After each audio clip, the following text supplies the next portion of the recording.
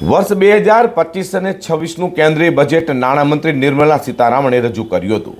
જે બજેટ અંગેનું વિશ્લેષણ સુરત શહેરના જાણીતા chartered accountant Pragnesh Jagasete G24 news channel સાથે વાત કરતા જણાવ્યું હતું કે બજેટ સામાન્ય માણસ માટે ખૂબ જ સરસ છે।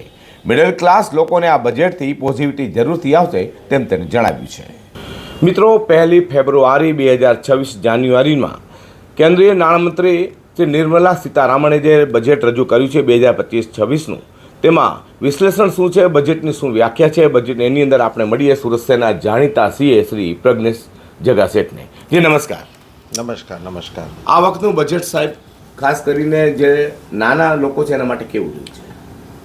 તમારા દર્શક મિત્રોને જણાવવાનું કે જે ભારત દેશમાં જે 2014 પછી જે પણ બજેટ આવે છે તે નાના માણસો માટે ખૂબ લાભદાયક છે।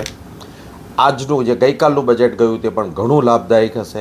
એના 3-4 મુદ્દાઓ છે જે સામાન્ય માણસ છે, જેને આપણે લોઅર મિડલ ક્લાસ અને મિડલ ક્લાસ કહીએ છીએ, તે આજે મોંઘવારીની ભારમાં ફસાયો છે। ઘણા ખરા EU જોડે આપણે ડીલ કર્યું છે અને ઘણા ડીલો આગળ જઈ રહ્યા છે, UAE સાથે ડીલ કર્યું છે। તો જે ગવર્મેન્ટની જે બી પોલિસીઝ છે અને ગઈકાલે જે ડિક્લેર કરી પોલિસીઝ, તે બધી પોલિસીઝમાં એક વસ્તુ ચોક્કસપણે છે કે યસ્ટરડેઝ બજેટ એ મિડલ ક્લાસને ટાર્ગેટ કરવાવાળું બજેટ હતું કે એ લોકોને પોઝિટિવિટી આવે, એ લોકો પાસે 2 પૈસા બચે, એ લોકોનો જે કોસ્ટ ઓફ લિવિંગ ઇન્ડેક્સ છે તે લો જાય અને જે સામાન્ય માણસ છે તે પોતાના જે બે જે એન્ડ્સ છે ખર્ચાઓના તેને એ પહોંચી વળી શકે। પ્રજ્ઞેશભાઈ, ઇન્કમ ટેક્સ માટે કેવું બજેટ રહ્યું છે? ઇન્કમ ટેક્સ માટે આમ કહેવાય કે હજુ તો ઇન્કમ ટેક્સ એક્ટ 2025 હવે ઇન્ટ્રોડ્યુસ થશે, 1 એપ્રિલ 2026થી આવશે। પરંતુ પહેલી વાર એવું થઈ રહ્યું છે કે 1 એપ્રિલ 2026 એ એક્ટ આવશે એ પહેલાં એમાં ઘણા ખરા ચેન્જીસ આવ્યા છે।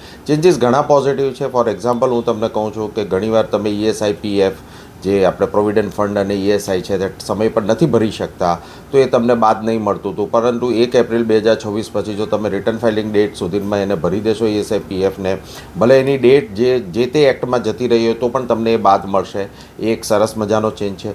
જે એક બહુ મોટો ચેન્જ હું તમને આજે કહું છું કે ફોરેન એસેટ્સ, જેની પાસે ફોરેન એસેટ્સ છે કે જે ડિક્લેર નથી થઈ, જે એવી ઘણીવાર આપણા સ્ટુડન્ટ બહાર ભણવા જતા હોય, તેનું બેંક એકાઉન્ટ હોય, કે ઘણીવાર કોઈનું નાનું ઘર હોય, કોઈ બી ઇન્ડિયા સિવાય બહારનું ઘર હોય, તો એ ઘણીવાર એ ડિક્લેર નથી થતું હતું। ક્યાં તો પછી એ અનડિસ્ક્લોઝ હોય છે, ક્યાં તો પછી ડિસ્ક્લોઝ હોય છે, પરંતુ એને આપણે રિટર્નમાં ડિસ્ક્લોઝ નથી કર્યું।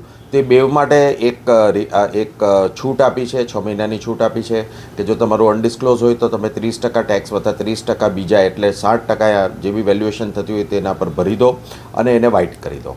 એ બહુ ઘણી સારી છૂટ છે।